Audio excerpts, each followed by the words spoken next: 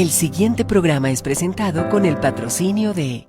En un mundo lleno de ruido, a veces necesitamos recordar las verdades que realmente importan. En cada detalle, encontramos la fuerza para enfrentar cada día con fe y esperanza. Celebra momentos especiales regalando mensajes de amor y fe, porque nuestros productos no son solo cosas, son recordatorios palpables de la gracia divina. Haz que cada día cuente. Encuentra la inspiración divina en cada detalle.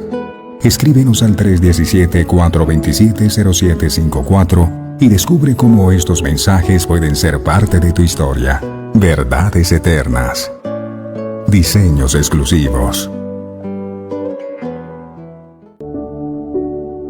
Descubre la paz que solo la música inspirada por Dios puede ofrecer. Sintoniza Verdades Eternas Radio y experimenta la verdadera conexión en sintonía con Dios. Conoceréis la verdad, y la verdad os hará libres.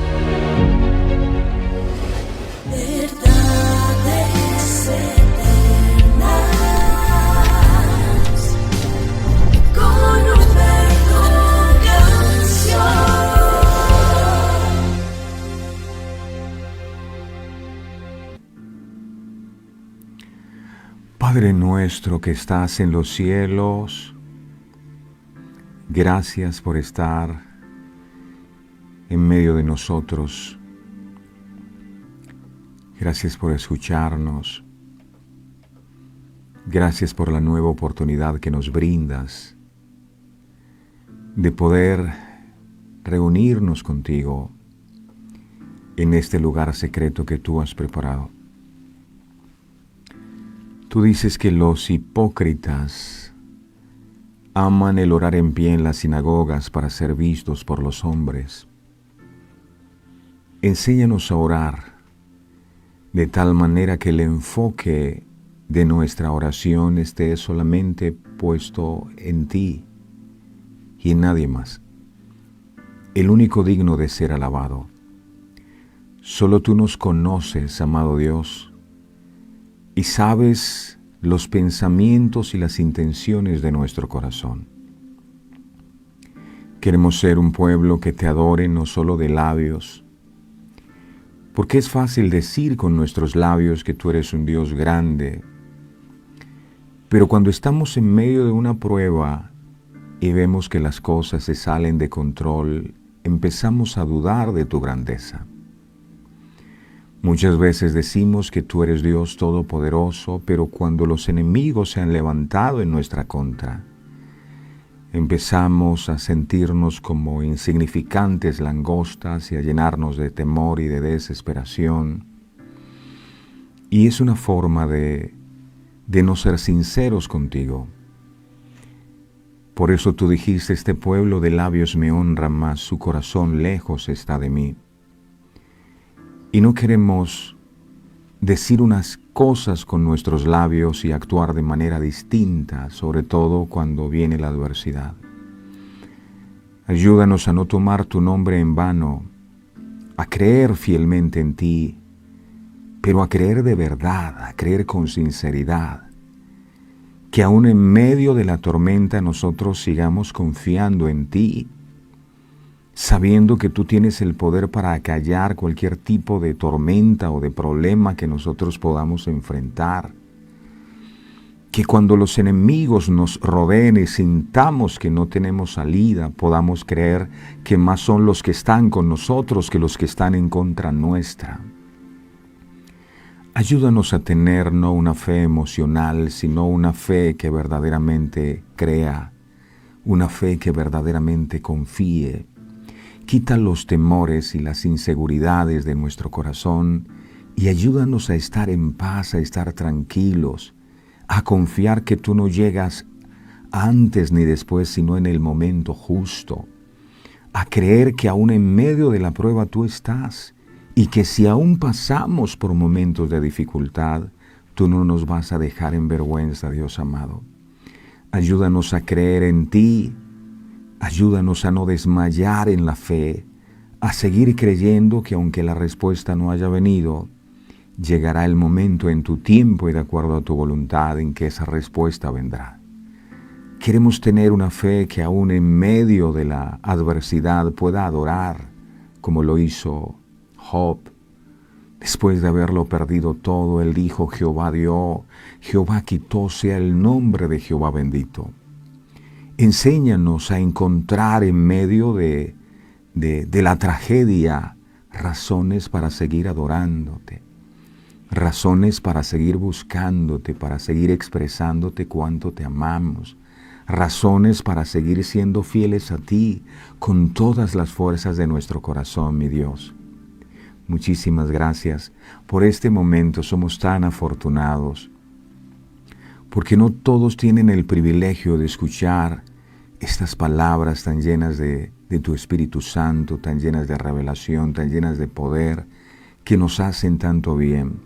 Lo valoramos inmensamente y te damos gracias por despertarnos cada mañana y hacernos sensibles a tu voz y hacer que este anhelo que ha nacido en nuestro corazón de buscar tu presencia, de conectarnos contigo cada mañana, pueda seguir creciendo más y más. A ti la gloria y la honra de todo lo que harás en nuestra vida, Dios amado. Llénanos de tu Santo Espíritu y danos la fuerza para seguir, para no claudicar, para no desmayar, mi Dios, para seguir confiando, para seguir creyendo.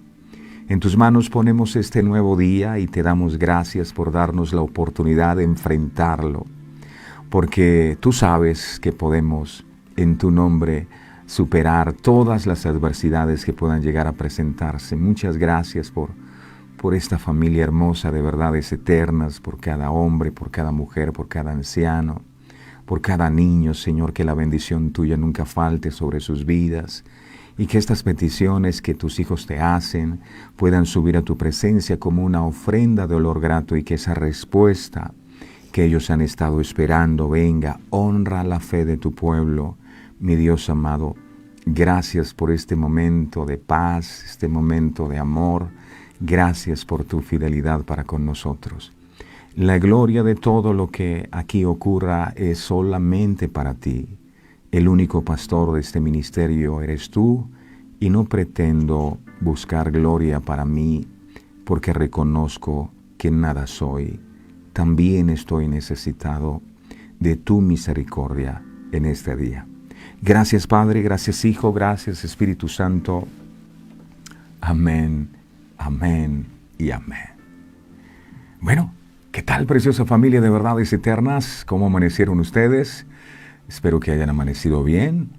Manden entonces una carita feliz, ¿se amanecieron bien? O aplausos, o vamos a gozarnos en el Señor en este nuevo día. Estaba meditando en algo, en José.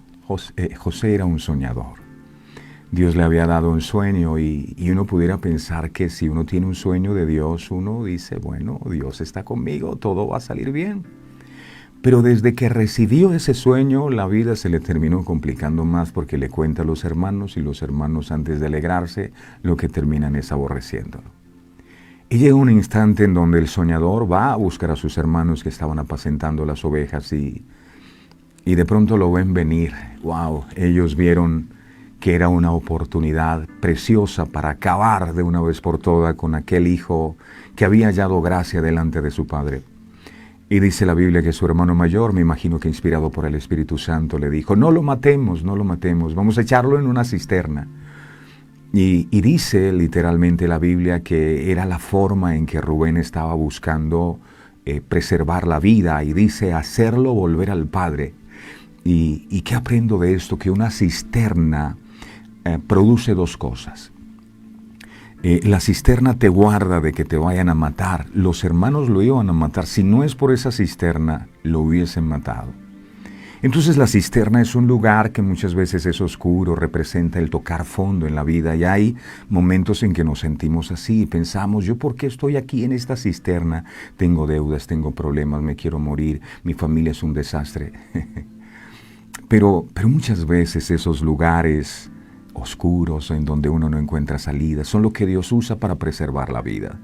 Y dice que lo echó en esa cisterna para hacerlo volver al Padre, y me doy cuenta que si José miraba alrededor de la cueva, solo veía pared, no veía nada más.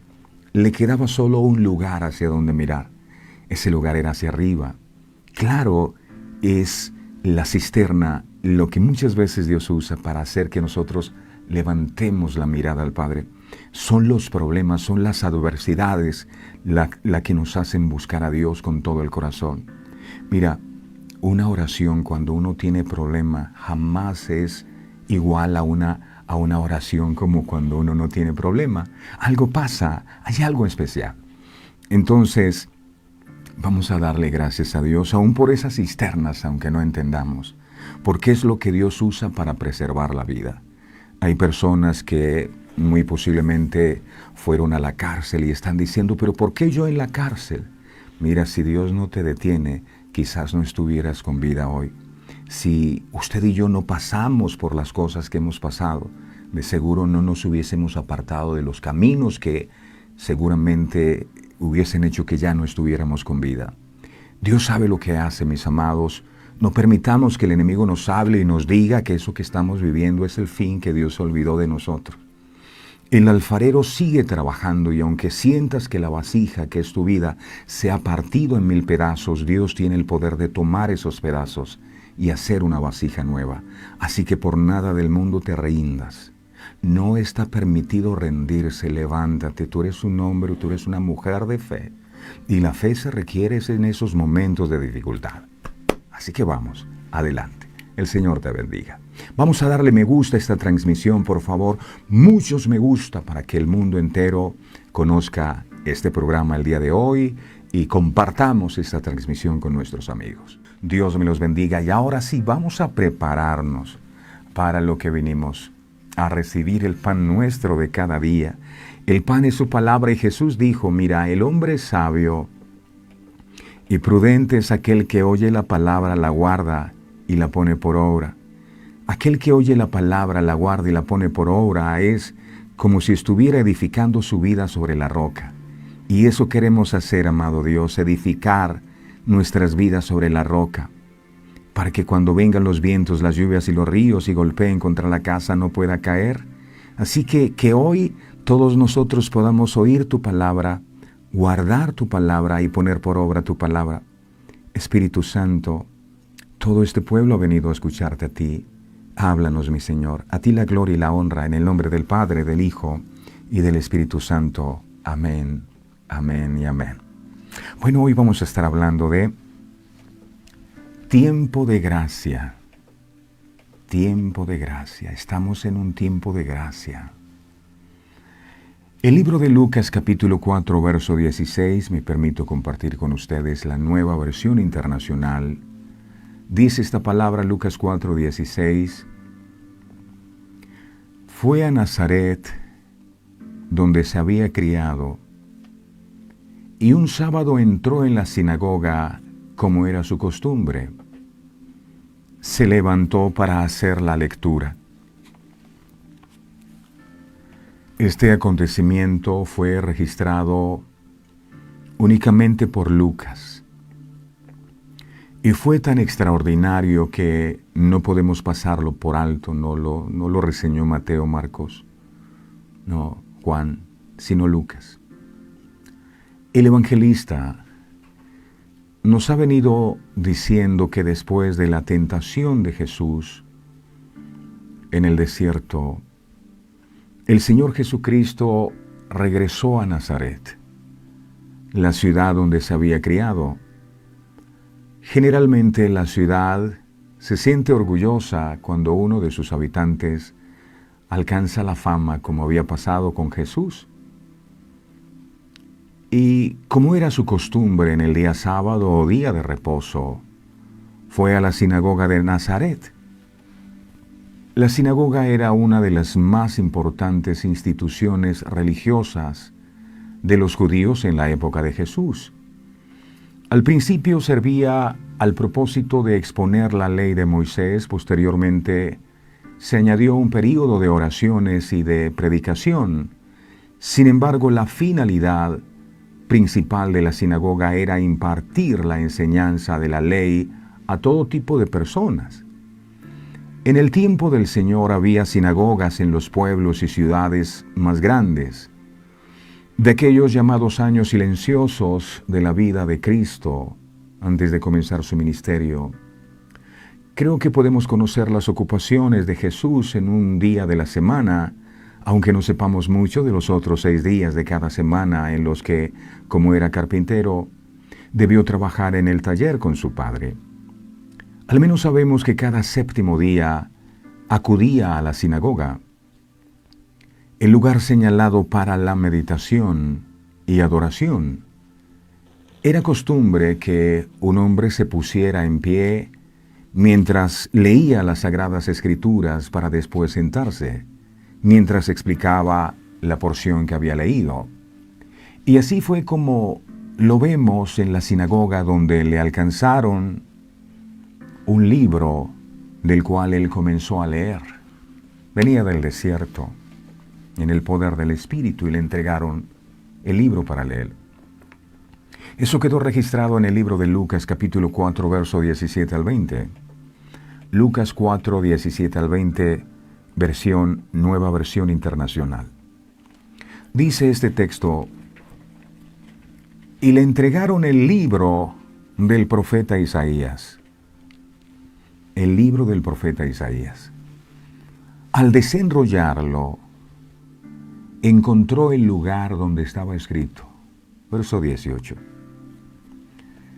El Espíritu del Señor está sobre mí, por cuanto me ha ungido para anunciar buenas nuevas a los pobres. Me ha enviado a proclamar libertad a los cautivos y dar vista a los ciegos, a poner en libertad a los oprimidos. Verso 19.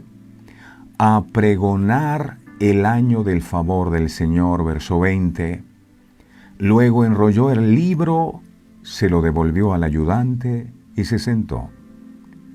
Todos los que estaban en la sinagoga lo miraban detenidamente. Esto que Jesús acaba de leer hace parte de un fragmento de la profecía de Isaías que se encuentra en el capítulo 61 del libro que lleva su nombre. Pero aquí hay un detalle importante que no podemos pasar por alto, y es que en aquellos días, cuando esta profecía se escribió, el texto bíblico no estaba dividido en capítulos ni versículos, como sí ocurre en la actualidad. Cuando Jesús leyó en la sinagoga, se estaba refiriendo específicamente a Isaías 61 del 1 al 2. Miremos por favor con mucho detenimiento qué dice la profecía de Isaías. Isaías capítulo 61, versos 1-2. Miremos la Nueva Versión Internacional. Isaías 61, 1-2. Dice la palabra: el Espíritu del Señor y Dios está sobre mí, por cuanto me ha ungido, atentos, para anunciar buenas nuevas a los pobres. Me ha enviado a sanar los corazones heridos, a proclamar libertad a los cautivos y liberación de los prisioneros. Verso 2. Dice: a pregonar el año del favor del Señor y el día de la venganza de nuestro Dios, a consolar a todos los que están de duelo. Otro detalle importante que aquí sobresale es que Jesús, Él está leyendo, y al llegar a la parte donde dice a pregonar el año del favor del Señor, intempestivamente interrumpió su lectura y no continuó leyendo la frase que sí está incluida en el libro de Isaías.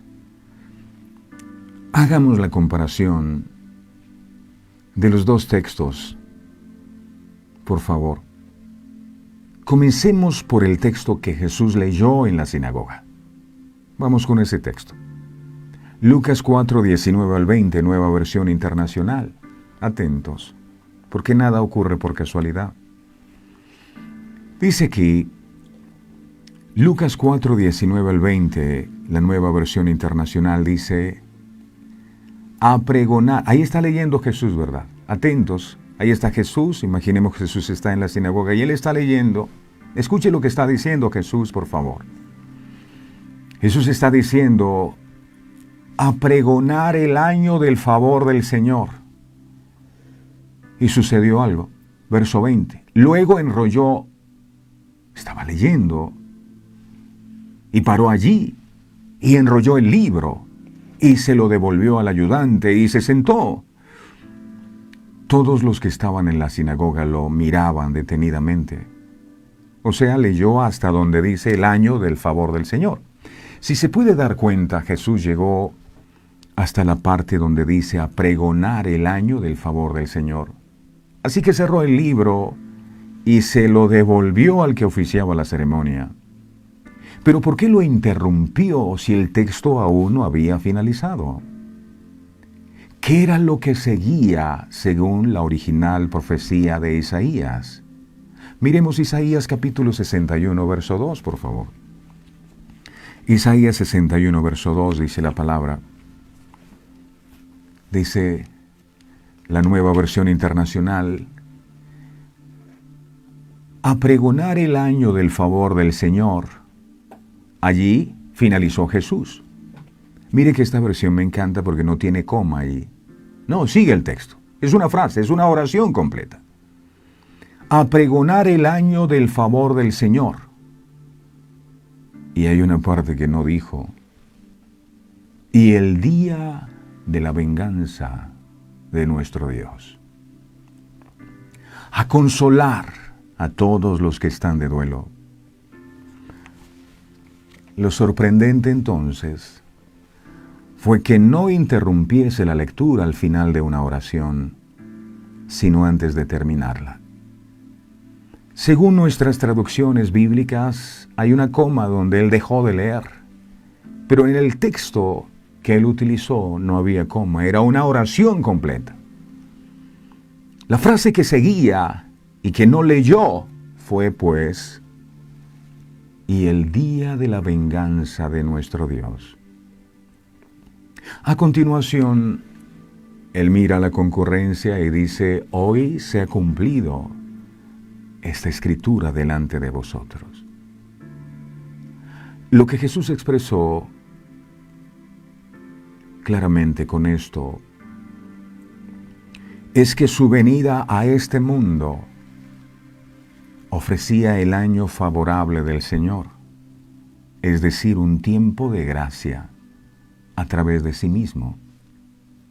Por eso el título del programa, Tiempo de Gracia.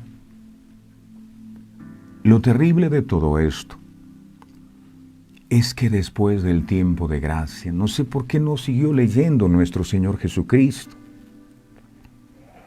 Muchas veces al escuchar el mensaje hasta ahí uno dice amén.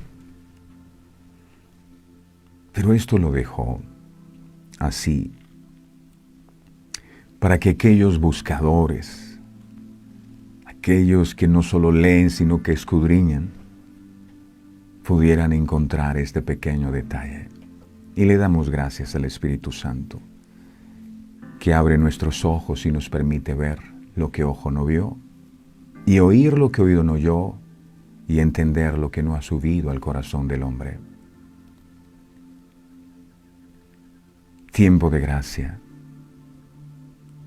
La venida de Cristo es un tiempo de gracia. Pero la profecía de Isaías no quedaría incompleta. No. La profecía de Isaías, como toda palabra de Dios, no se detendría. Y su cumplimiento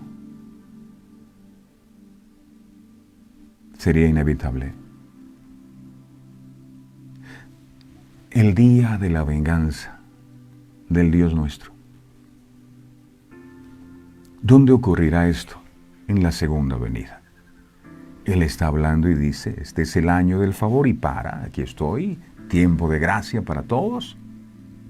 Pero cuando venga la segunda vez, ya no será tiempo de gracia. No, es tiempo de venganza. ¡Wow! La Biblia tiene mucho que decir acerca de la venganza. Tanto en el hebreo como en el griego, las palabras que se traducen para venganza son revancha y desquite. Tienen como su significado principal la idea de castigo. Esto es vital para entender por qué Dios se reserva para sí mismo el derecho a vengarse. El versículo clave acerca de esta verdad se encuentra en el Antiguo Testamento y se mencionó 2 veces en el Nuevo Testamento. Dios dijo en el libro de Deuteronomio, miremos capítulo 32, Deuteronomio capítulo 32, vamos a observar el verso 35 de la Nueva Versión Internacional.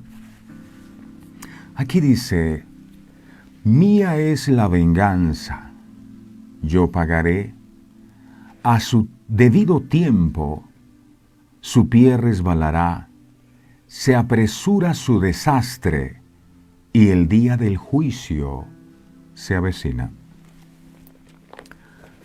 Note que aquí el término venganza está relacionado con juicio. En la Biblia se mencionan varios juicios.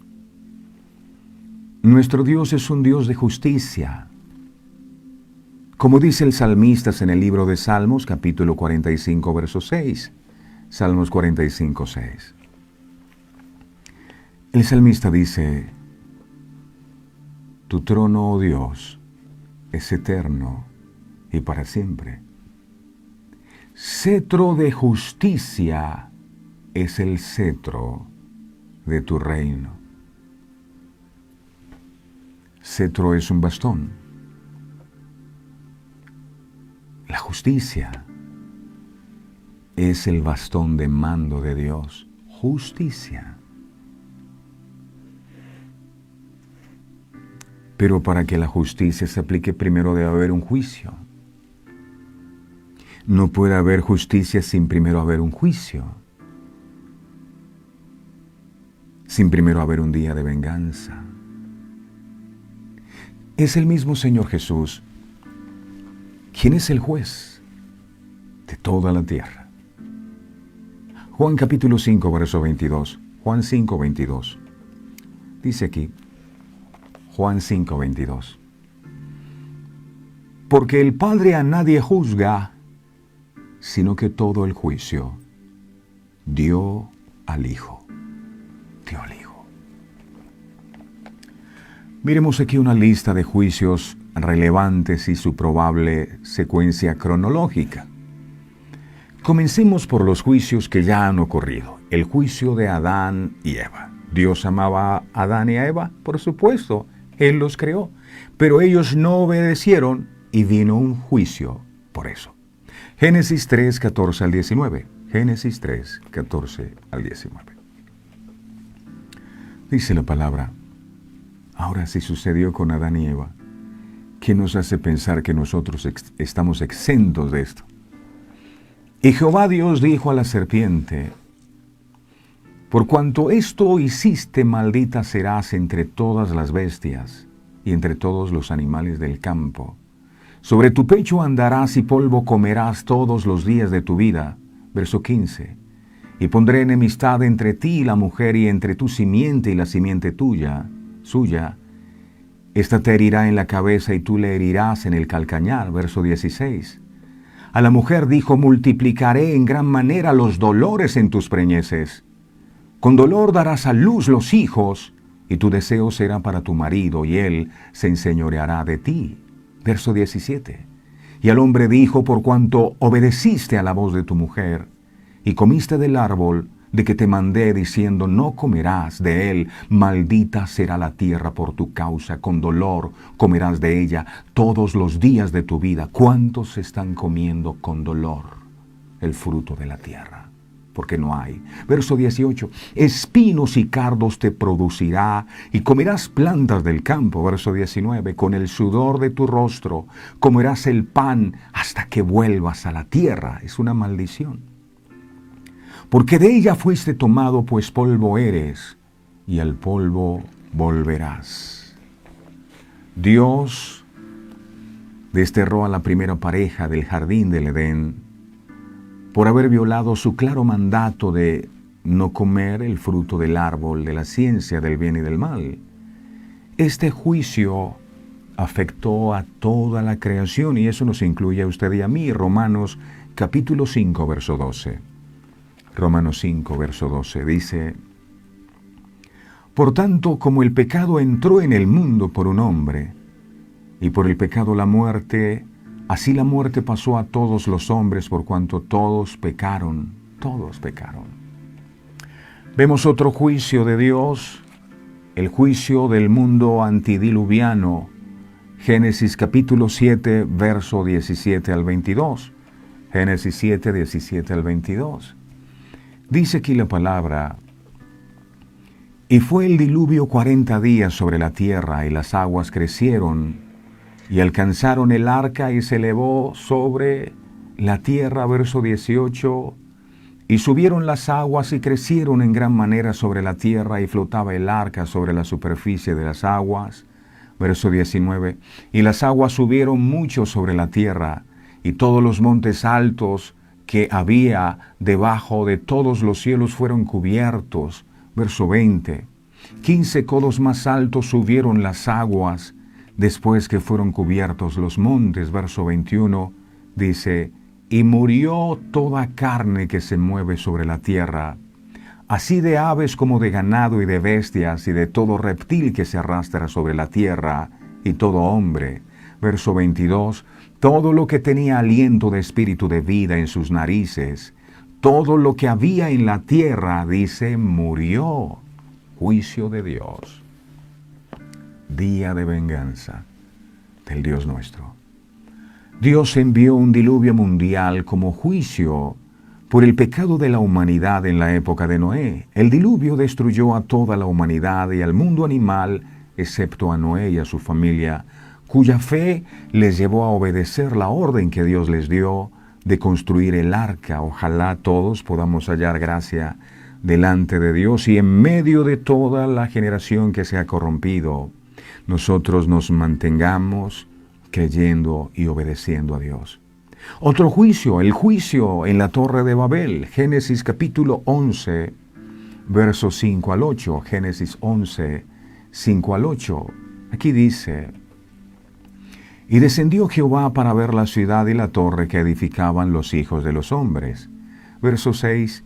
Y dijo Jehová: he aquí el pueblo es uno, y todos estos tienen un solo lenguaje, y han comenzado la obra, y nada les hará desistir ahora de lo que han pensado hacer. Verso 7. Ahora pues, descendamos y confundamos allí su lengua, para que ninguno entienda el habla de su compañero. Verso 8. Así los esparció Jehová desde allí sobre la faz de toda la tierra, y dejaron de edificar la ciudad. Los descendientes de Noé, después del diluvio, permanecieron en un lugar desobedeciendo el mandato de Dios. Así que Dios confundió el idioma de ellos, haciendo que se dispersaran por la tierra. Vemos también el juicio de Egipto y sus dioses, las 10 plagas contra Egipto en el momento del Éxodo fueron poderosos actos de juicio, como fue también el que vino sobre Sodoma y Gomorra. Juicios de Dios. Miremos estos actos poderosos de Dios desatando su juicio en Egipto. Éxodo capítulo 7, verso 4. Éxodo 7, 4. Dice la palabra, Éxodo 7, 4. Y Faraón no os oirá, mas yo pondré mi mano sobre Egipto y sacaré a mis ejércitos, mi pueblo, los hijos de Israel, de la tierra de Egipto con grandes, dice aquí, con grandes juicios. Lo que pasó en Egipto fueron los juicios de Dios contra los los dioses con minúscula que adoraban en ese lugar. Encontramos también el juicio de los pecados de los creyentes, Isaías 53, 4, 8. Isaías 53, 4, 8 dice así. Isaías 53, 4, 8 dice: ciertamente llevó él nuestras enfermedades y sufrió nuestros dolores, y nosotros le tuvimos por azotado, por herido de Dios y abatido. Verso 5, mas él herido fue por nuestras rebeliones, molido por nuestros pecados, el castigo de nuestra paz fue sobre él, y por sus llagas fuimos nosotros curados. Verso 6, todos nosotros nos descarriamos como ovejas, cada cual se apartó por su camino, mas Jehová cargó en él el pecado de todos nosotros. Verso 7, angustiado él y afligido, no abrió su boca.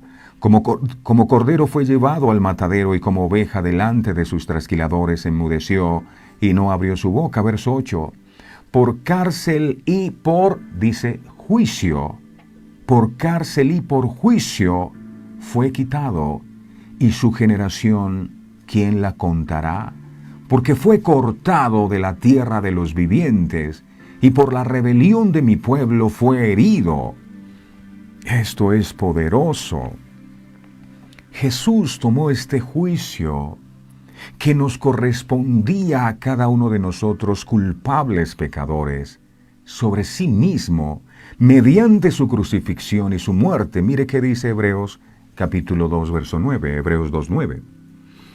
Hebreos 2.9 dice, pero vemos a aquel que fue hecho un poco menor que los ángeles, a Jesús, coronado de gloria y de honra a causa del padecimiento de la muerte, para que por la gracia de Dios gustase la muerte por todos. Gustase la muerte por todos. Todo lo que Jesús padeció en la cruz del Calvario, lo padeció porque Él estaba recibiendo en su humanidad el juicio que usted y yo merecíamos por nuestros pecados, para que usted y yo no tuviéramos que pagar. Esto es lo que se llama gracia. ¿Qué es la gracia? La gracia es el favor inmerecido. Ninguno de nosotros se lo merecía. Todos estaban condenados a la destrucción, pero Noé halló gracia y él se salvó. Siento decirles que si usted está aquí conectado oyendo esto, es porque ha hallado gracia. Por favor, tome la gracia de Dios. No desprecie la gracia de Dios. Algunos dicen, es que la misericordia de Dios son nuevas cada mañana, y de hecho la Biblia dice así. Pero parecieran que lo que entendieran es, como las misericordias son nuevas cada mañana, entonces, si no la tomo hoy, mañana la tomaré. O uno de estos días, eso no quiere decir eso. La gracia y el favor de Dios hay que tomarlas ahora. Mañana no sabemos, hoy estamos con vida, mañana no sabemos. El problema es que creemos que vamos a estar vivos toda la vida. No. Este es el día que hizo Jehová. Y en Él nos alegraremos y nos gozaremos. ¿Y por qué nos vamos a alegrar y nos vamos a gozar? Porque hoy tenemos la oportunidad de escuchar esta verdad, arrepentirnos de nuestros pecados y caminar con Cristo y rendirle nuestra vida a Cristo. Quien ya murió no tiene la oportunidad de arrepentirse. Por eso nos gozamos, porque hoy tenemos una oportunidad de rectificar el error de nuestro camino y volvernos a Dios. No dejemos que los días se pasen. No dejemos que la misericordia de Dios se pierda. Esto se llama gracia. Jesús dijo, el juicio, a ver, fulano de tal, usted es considerado culpable por sus pecados. Pero aparece Jesús en la escena y dice, no. Sí, él está condenado, pero yo pagué por él. Así que por favor, el juicio que venía para la vida de este pecador, que venga sobre mi vida. Y eso fue lo que Jesús hizo en la cruz. ¿Lo merecíamos usted y yo? No. Él lo Lo hizo por amor. Eso se llama gracia. A esto es a lo que Jesús se refería cuando dijo que había venido a pregonar el año del favor del Señor. El año del favor del Señor no es solo un año, porque algunos dirán, es que Jesús ya no está. El año se refiere a un tiempo, porque para Dios un día es como 1000 y 1000 días como... El año del favor del Señor es un tiempo de gracia. Iglesia, con todos los problemas que usted y yo podamos tener, nunca se nos debe olvidar que cada día de vida que tenemos es un tiempo de gracia que Dios nos regala. Es una oportunidad que nos brinda para que nos volvamos a Él, no solo nosotros, sino nuestras familias. Pero a veces por estar pensando en otras cosas, anhelando cosas de este mundo, no entendemos lo que significa que estamos en el año del favor del Señor cada día. Este es el año del favor del Señor. Estamos en ese tiempo, aprovechemos. Ya que nuestro pecado fue juzgado en la cruz, ninguna condenación hay para los que están en Cristo Jesús. No pueden ser declarados culpables. No hay condenación. ¿Y por qué no hay condenación? ¿Porque tú fuiste demasiado bueno en la tierra? No, porque alguien pagó por ti. Se llama Jesús. Romanos 8:1. Mire esto. ¡Qué poderoso! Romanos 8:1 dice aquí, ahora pues, ninguna condenación hay para los que están en Cristo Jesús. Los que no están en Cristo Jesús, no. Dice, los que no andan conforme a la carne, que se dejan llevar por sus pasiones y deseos, sino los que andan conforme al Espíritu. Para los que andan conforme a la carne sí están en condenación, pero los que andan conforme al Espíritu no, porque el Señor ha pagado el precio. Fue también en la cruz donde Dios pronunció el juicio sobre el mundo incrédulo y sobre el enemigo de nuestras almas, Satanás. Como dijo Jesús poco antes de su arresto, Juan 12:31. Juan 12:31, Jesús dijo esto. Juan 12:31. Ahora es el juicio de este mundo. Ahora el príncipe de este mundo será echado fuera.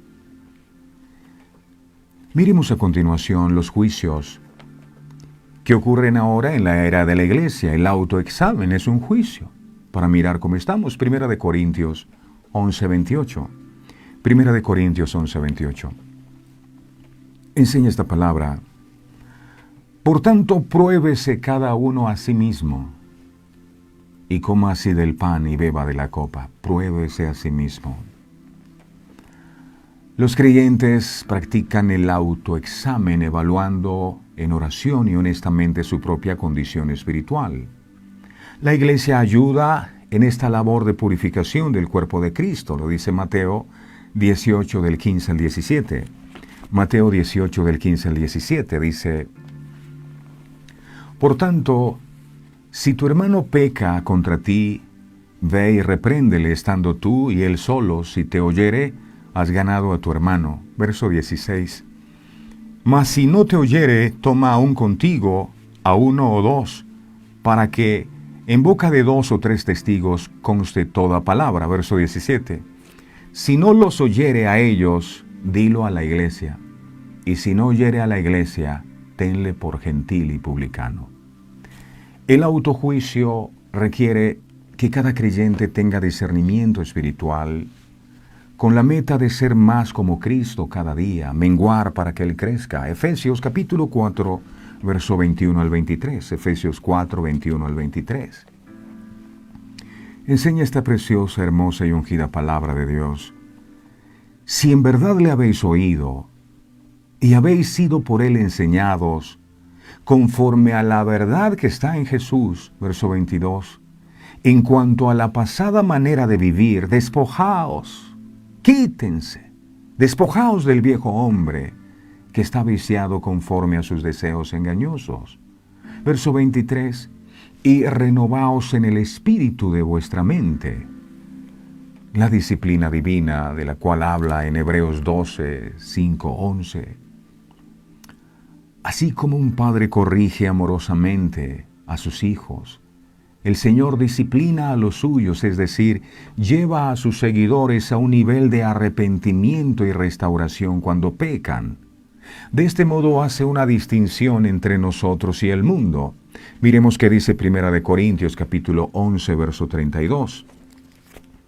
1 Corintios 11, 32 dice su palabra: mas siendo juzgados, somos castigados por el Señor. ¿Para qué somos castigados? Para el que está diciendo, ay, es que esta prueba que yo tengo, ay, yo no sé por qué tantos problemas. Mire aquí dice, miremos el texto. Mas siendo juzgados, somos castigados por el Señor.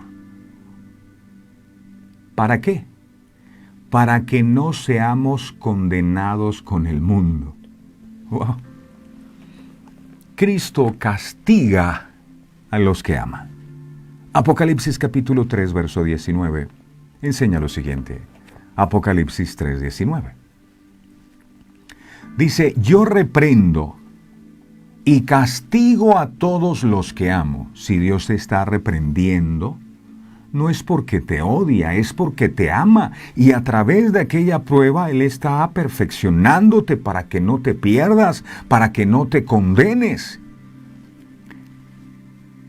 El mayor peligro no es cuando nosotros no tenemos nada. El mayor peligro es cuando somos bendecidos, porque nos podemos olvidar completamente de Dios. En cambio, las pruebas, las dificultades, nos hacen volver la mirada a Dios.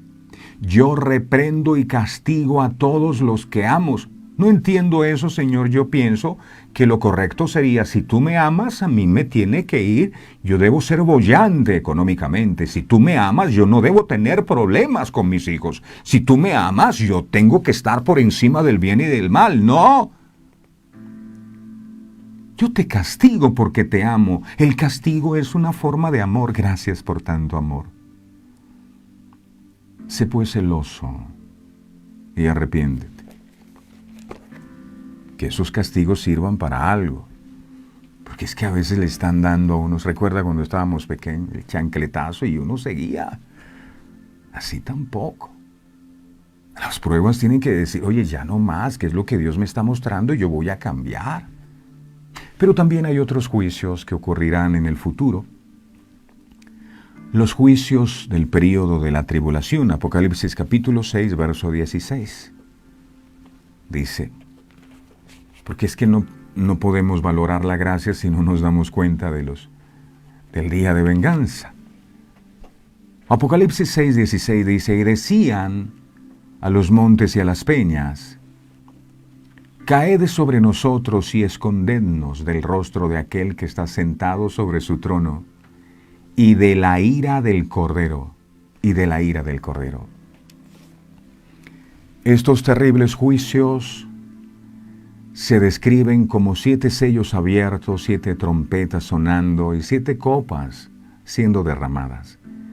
El juicio de Dios contra los malvados no dejará ninguna duda sobre su ira contra el pecado.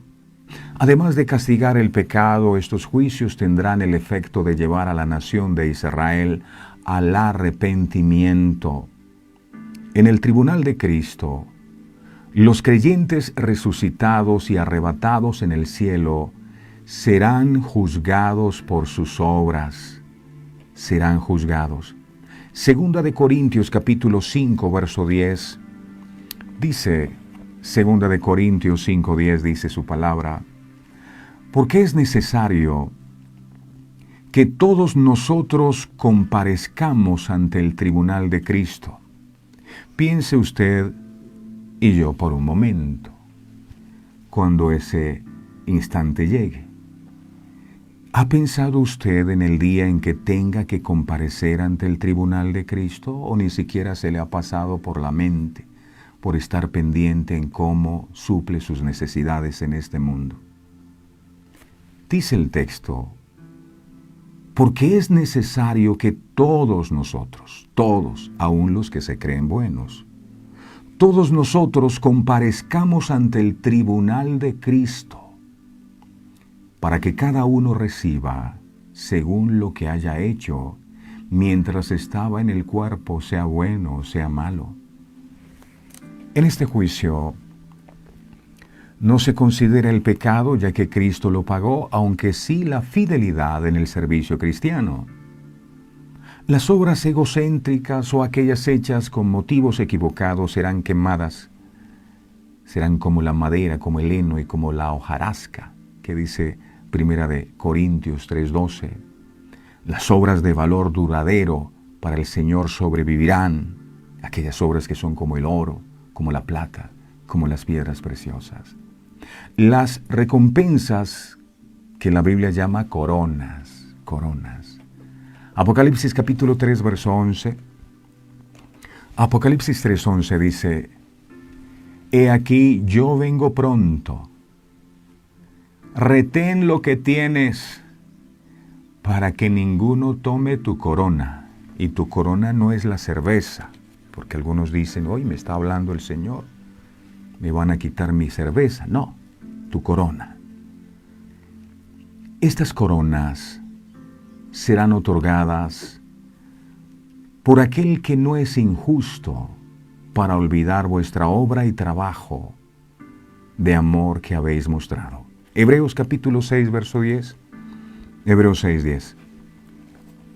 Dice Hebreos 6:10, porque Dios no es injusto para olvidar vuestra obra y el trabajo de amor que habéis mostrado hacia su nombre.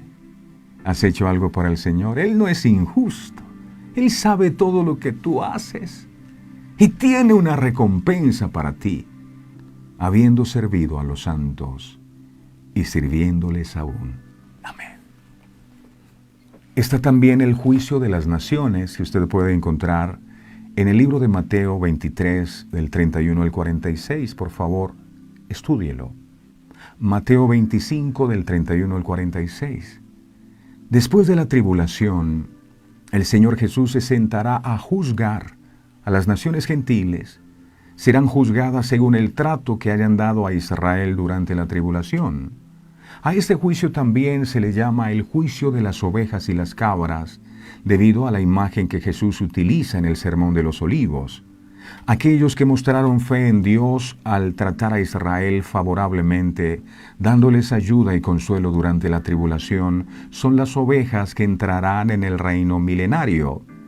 Aquellos que siguieron el liderazgo del anticristo y persiguieron a Israel son las cabras que serán condenadas al infierno.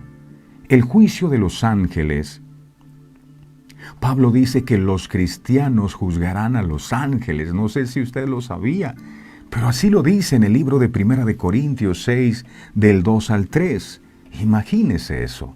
Primera de Corintios 6, 2 al 3, dice aquí, dice, ¿o no sabéis que los santos han de juzgar al mundo?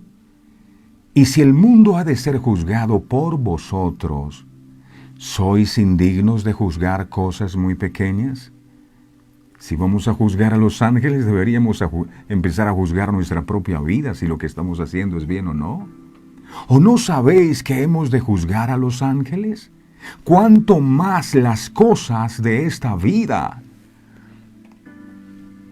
No estamos exactamente seguros de lo que esto significa, pero los ángeles que se enfrentan al juicio tendrán que ser los ángeles caídos. Parece que las multitudes de demonios de Satanás serán juzgadas por los redimidos del Cordero. También está el juicio del gran trono blanco que aparece en el libro de Apocalipsis capítulo 20, verso 15. Miremos esto. Apocalipsis 20, 11 al 15, dice la palabra aquí, y vi un gran trono blanco, y el que estaba sentado en él, de delante del cual huyeron la tierra y el cielo, y ningún lugar se encontró para ellos. Verso 12. Y vi a los muertos grandes y pequeños de pie ante Dios, Y los libros fueron abiertos y otro libro fue abierto, el cual es el libro de la vida. Y fueron juzgados los muertos por las cosas que estaban escritas en los libros, según sus obras. Verso 13. Y el mar entregó los muertos que había en él, y la muerte y el Hades entregaron los muertos que había en ellos, y fueron juzgados, cada uno según sus obras. Verso 14. Y la muerte y el Hades fueron lanzados al lago de fuego. Esta es la muerte segunda. Verso 15. Y el que no se halló inscrito en el libro de la vida fue lanzado al lago de fuego. Necesitamos estar inscritos y esto es algo que debemos incluir en nuestras oraciones también. Señor, yo quiero estar inscrito en el libro de la vida. Este juicio final de los incrédulos por sus pecados ocurrirá al final del milenio, antes de la creación del nuevo cielo y la nueva tierra. En este juicio, los incrédulos de todas las épocas son juzgados por sus pecados y condenados al lago de fuego. Por eso una de las tareas del Espíritu Santo en este mundo es convencer al mundo del juicio venidero.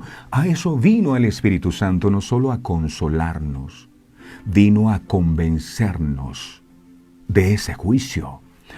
Juan capítulo 16, versos del 8 al 11. Juan 16, del 8 al 11 dice, mire, y cuando venga el Espíritu Santo, no dice que usted se quedará temblando cuando venga el Espíritu Santo, dice, y cuando venga el Espíritu Santo convencerá al mundo de pecado. Eso es lo que hace el Espíritu Santo. Convence al mundo de justicia. Si usted está convencido de pecado, si usted siente que hay algo que tiene que cambiar en su vida, esa es una obra del Espíritu, porque Él es el que lo convence. Y no solo lo convence de pecado, sino de justicia y de juicio. Hay un juicio. Y si hay un juicio, yo tengo que estar preparado para ese juicio. Verso 9. De pecado por cuanto no creen en mí. Verso 10. De justicia por cuanto voy al Padre y no me veréis más. Verso 11. Y de juicio por cuanto el príncipe de este mundo ya ha sido juzgado. Cuando una persona entienda verdaderamente su pecado, reconocerá su posición culpable ante un Dios santo. La certeza del juicio debe hacer que el pecador se dirija al Salvador y se entregue a la misericordia de Dios en Cristo. Sus misericordias son nuevas cada mañana, que significa que cada mañana tenemos una oportunidad para ir a Cristo. Alabado sea el Señor, porque en Cristo la misericordia triunfa sobre el juicio. En Cristo la misericordia triunfa sobre el juicio. Santiago capítulo 2, verso 13. Santiago 2, 13. Mire esto. Dice aquí, porque juicio sin misericordia se hará con aquel que no hiciere misericordia, y la misericordia triunfa sobre el juicio. Dios ha tenido misericordia con nosotros todos los días. Vemos al mundo y a muchas personas pasando por tantas tribulaciones, siendo que la respuesta está en Él, en su palabra. No se ha acortado su mano, todos los días Él nos habla y nos envía una palabra. Usa este medio y usa otro tipo de medios para hablarnos, para decirnos, hey, ya está bueno, vuélvete a mí. La misericordia triunfa sobre el juicio. Pero de nada sirve la misericordia si nosotros no la recibimos. De nada sirve que usted tenga la nevera llena y se muera de hambre. ¿Qué pensaría usted de una persona así? ¿Cómo es posible que usted tenga la nevera llena de comida y se muera de hambre, por Dios? ¿Cómo es posible que el Señor nos ofrezca pan nuestro de cada día y usted no tome la decisión de levantarse temprano a buscar su pedazo de pan porque tiene pereza hoy? Uno de estos días como pan. Si hay pan todos los días, entonces yo quiero pan todos los días. De nada sirve la misericordia si nosotros no la recibimos. ¿Sabe quién es Jesús? Jesús es la manifestación de la gracia de Dios. Pero muchos no le recibieron. Que no nos pase lo mismo a nosotros. Por eso al leer ese libro dijo: el Espíritu de Jehová el Señor está sobre mí. Por cuanto me ha ungido, me ha enviado a predicar buenas nuevas a los pobres. Y finaliza diciendo: a pregonar el año favorable del Señor. Y paró allí a ver si alguien seguía leyendo lo que venía. Por supuesto que hay un tiempo de gracia, pero no podemos olvidar que también hay un tiempo de venganza, de día de juicio, para todos nosotros. Termino con esto. Cristo es la gracia de Dios manifestada, que por el mundo fue menospreciada. Ninguno de nosotros podrá decir al final de nuestros días que nadie nos dijo. Nadie podrá decir que Dios nunca le habló. Nadie podrá decir que Cristo nunca le predicó. El problema fue que nos enfocamos en otras cosas y creímos que tener a Dios es pedirle cosas. Dame cosas, Dios, yo necesito cosas, yo no te necesito a ti. Y la salvación que tú me ofreces, a mí no me interesa. Yo lo que necesito es bien en este mundo, tener salud, tener plata, tener dinero. Y después que nos muramos, ¿qué? De nuevo tu gracia se derrama sobre nosotros. Yo te ruego desde lo profundo de mi corazón, Padre amado, que nos despiertes y que nos saques de ese letargo espiritual y de ese sueño profundo en donde por año hemos estado. Tal vez oyendo la predicación de la palabra una y otra vez sin entender. Yo no sé cuántos escucharon a Jesús decir: he venido a pregonar el año del favor del Señor. Y muchos ni siquiera se inmutaron y siguieron sus vidas como si nada.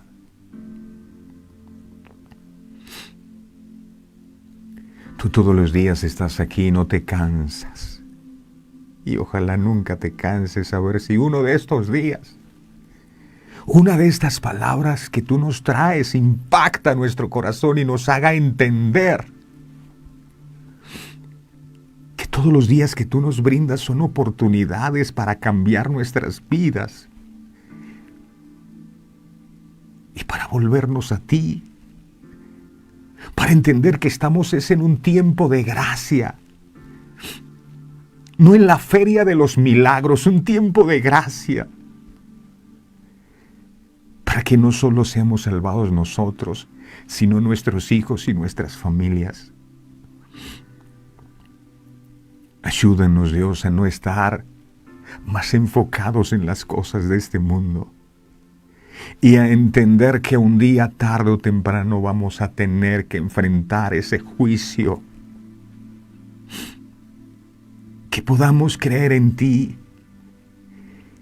que esa sangre que tú derramaste en la cruz del Calvario fue el precio que se pagó por mis pecados. Entonces, si tomo esa gracia, esa misericordia tuya será superior al juicio, porque tú nos perdonaste a nosotros. Entonces te buscaremos con gratitud en nuestro corazón y no enojados contigo porque no nos has dado las bendiciones que te hemos pedido. Es lo que menos nos importa. Si nos bendices bien y si no, no nos importa, porque lo que más anhelamos es estar contigo en la eternidad, Dios amado. Es buscar tu reino y tu justicia. Ayúdanos a entender que cuando el pueblo de Israel, cuando Moisés le pidió a Faraón que dejara ir al pueblo, él al final dijo, bueno, vayan con tal de que no se vayan muy lejos. Y algunos han dicho, ya llegué a la iglesia y esto es suficiente. Ya me sé 2, 3 versos bíblicos y esto es suficiente. Ya Dios me hizo un milagro y esto es suficiente. No es suficiente. No es suficiente. Señor dijo, porque la obra que yo comencé en vosotros la voy a perfeccionar. Cuidémonos de creer que ya somos perfectos. Todos los días hay algo que quitar, todos los días hay algo que arrancar. Cada día es una oportunidad para mejorar. Ayúdanos a entender esto. Y que así como tu gracia alcanzó a Noé y a tantos otros, tu gracia y tu favor nos alcance también a nosotros. Pero que podamos tomar esa gracia. Noé fue diligente, él no dijo, ay, hallé gracia delante de Dios, qué lindo, no. Esa gracia y ese favor que Dios había derramado sobre su vida, él lo tradujo en obediencia. Y si hay que ser un arca, la voy a hacer. El significado en el original de arca es Tebá, palabra. Entonces la palabra es el arca que Dios usa para mi salvación y la de mi familia. Voy a empezar a trabajar, a construir un arca para que ellos también sean salvados. Gracias por tu misericordia, Señor, por dejarnos ver estas cosas que ojo no vio. Que este mensaje lo podamos atesorar. Que dejemos ya la religiosidad y nos pongamos manos a la obra, a trabajar en nuestro carácter, a sacar de nuestro corazón lo que no sirve, porque el día de la venganza del Dios nuestro será inevitable. Gracias, Padre. Gracias, Hijo. Gracias, Espíritu Santo. Amén. Amén y amén. Amén. Gracias, Dios. A todos, mil gracias. No olvide que hoy usted tiene una oportunidad preciosa para volverse a Dios con todo el corazón. No desaproveche esta oportunidad, por favor. Suscríbase a nuestro canal de YouTube, si todavía no lo ha hecho. Active, por favor, la campanita de notificaciones y visite nuestro sitio web, www.verdadeseternas.co. Termino con esto. Cristo es la gracia, no olviden. La gracia de Dios manifestada, que por el mundo fue menospreciada. El Señor les bendiga a todos. Este programa fue presentado con el patrocinio de...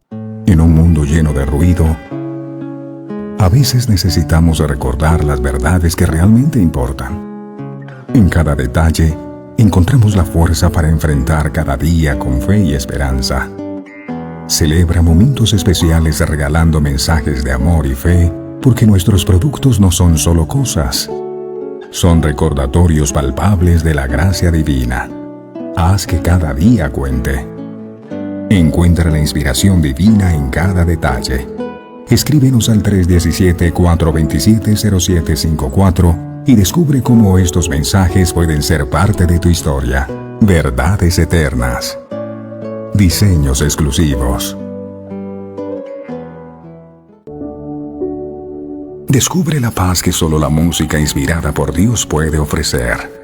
Sintoniza Verdades Eternas Radio y experimenta la verdadera conexión en sintonía con Dios.